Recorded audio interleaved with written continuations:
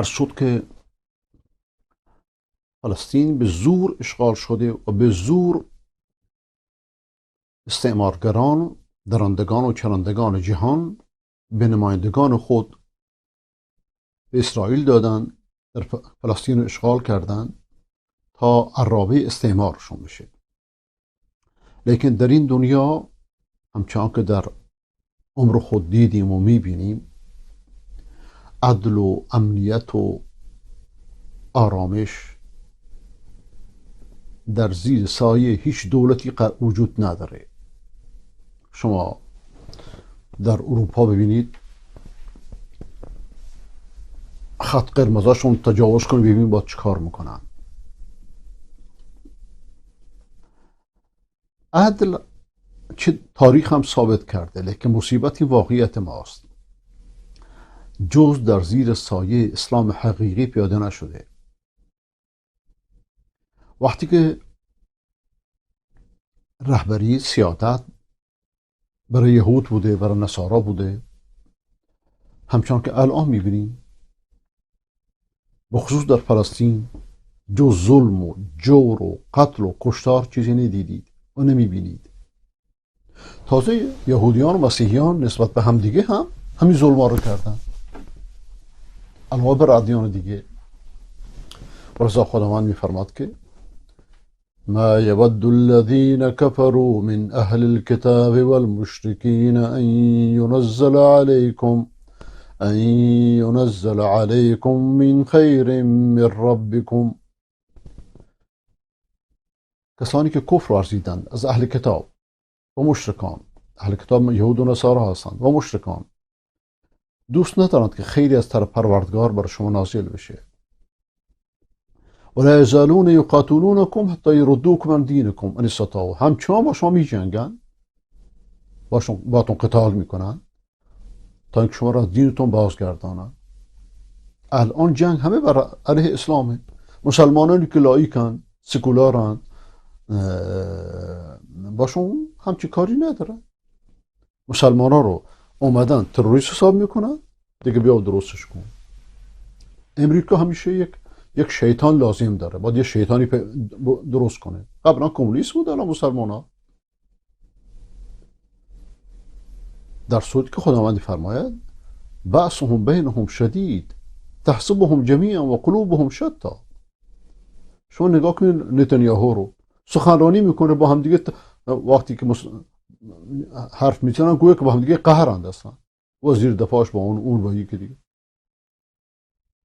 اختلاف در میانشون شدیده. شما فکر میکنید که اینا یک متحدن، در صورتی که قلبهاشون متفاوته. و تاریخ بهترین گواهه. و اینجا یه مسئله رو باید توضیح بدیم. در میان مسلمانان اندر فقها هیچ اختلافی نیست.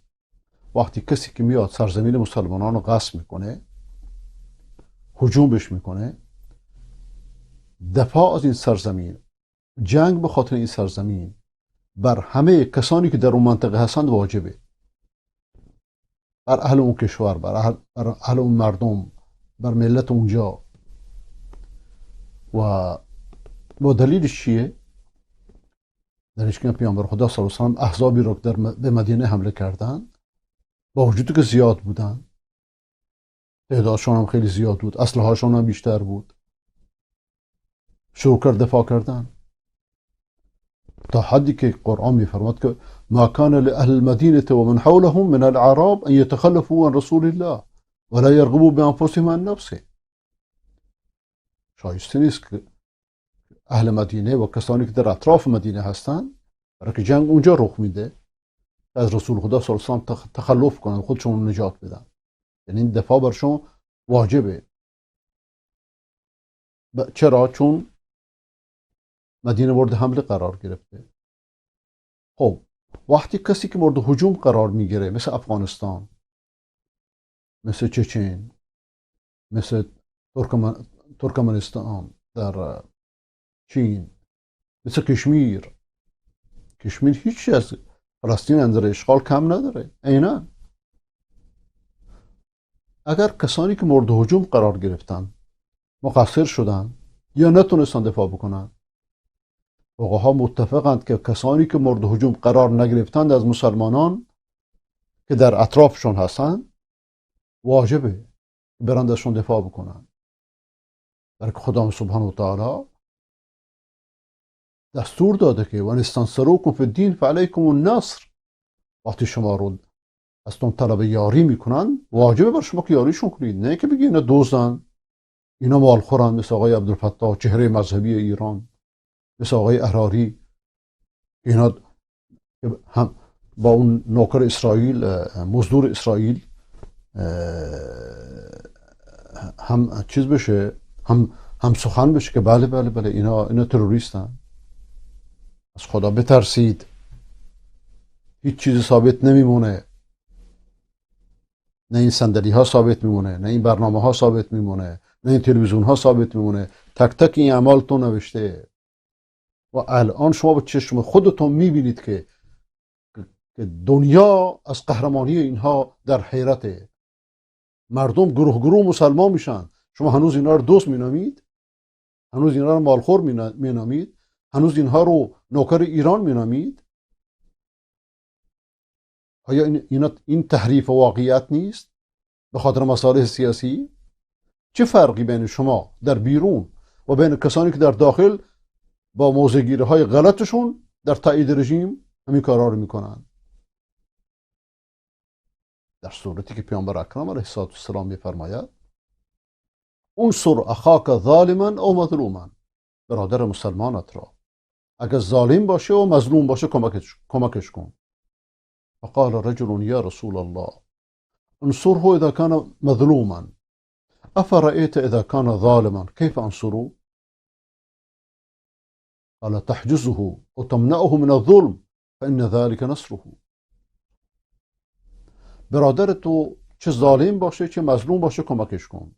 مردی سوال کرد که ای رسول خدا، وقتی مظلومه میدونم چطور کمکش کنم، یعنی واضحه، لیکن چطور وقتی که ظالمه کمکش کنم؟ پیامبر فرمود که از ظلم بازش دار، نگذار که ظلم بکنه. ولذا این نصیحت هایی که ما بر شما میکنیم، شما برادران ما هستید، آقای خدمتی، آقای احراری، آقایون دیگران، شما برادران مسلمان ما هستید، زمانی دوستان ما بودید. از این ظلم ها دست بردارید، از این تحلیل های غلط دست بردارید، در خندق صهیونیستا و نیستید، به اونها بلندگو ندهید به خاطر اینکه یکی پاسپورت گیرش بیاد و یکی نمیدونم چی گیرش بیاد. این احادیث شما خوب بلدید، دلتون رو روشن کنید. پیامبر اکرم علیه السلام میفرماید المسلم اخو المسلم، مسلمان برادر مسلمانه، لا یظلمه ولا یسلمه.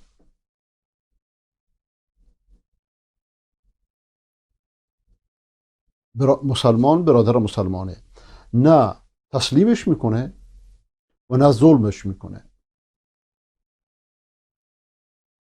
اون موقع بهش افترا زدن جایزه، چون از ایران کمک میگیره. اینجوری انسان با حوادث رو تفسیر کنه؟ چرا با شما عذری نمیتراشید؟ رهبر خدا و من کان فی حاجت اخیه کان الله فی حاجته. هر کسی که در رفع نیاز برادرش باشه، خداوند نیازش رو رفع میکنه. و من فرج عن مسلم کربتا فرج الله عنه کربتا من کربات یوم القیامه. اگر انسانی از مسلمانی مصیبتی رو برطرف کنه، خداوند از مصیبت‌های روز قیامت از سرش برطرف میکنه. و من ستر مسلما ستره الله یوم القیامه. کسی که ستر مسلمانی رو بپوشونه، خداوند روز قیامت سترش رو میپوشونه. این ستر بپوشونه یعنی در میدان فردی، نه یک بد علنا منکر بشه، منادی بلندگوی اسرائیل بشه بگن آقا سترش رو بپوشونه، اینجا خودش رسوا کرده. اینجا منکری باید جلوش وایستاد. مهم اینه که این حکم بین مسلمانان درش اختلافی نیست. مسلمانان در این موردی که عرض کردم متفقاً در این حکم سعی میکنم فردا اگه خدا خواست وقتی که زمینی مورد حمله قرار گرفت، دولتی اشغال شد، استعمار، دشمنان اسلام حمله کردند، افغانستان رو گرفتن یا فلسطین رو گرفتن یا کشمیر رو گرفتن، نظر فقهای مسلمان چیه در این مورد؟ اگر شیخ عبدالعظام کتابچه بسیار خوبی نوشته، الدفاع عن اراضی المسلمین اهم فروض الاعیان، و این کتاب در وقت خودش آشوبی ایفا کرد، خدا رحمتش کنه. خب تا اینجا توقف میکنم برای که موضوع طولانی نشه. و آخر دعوانا الحمد لله رب العالمین و صلی الله علی سیدنا محمد و علی آله و صحبه اجمعین.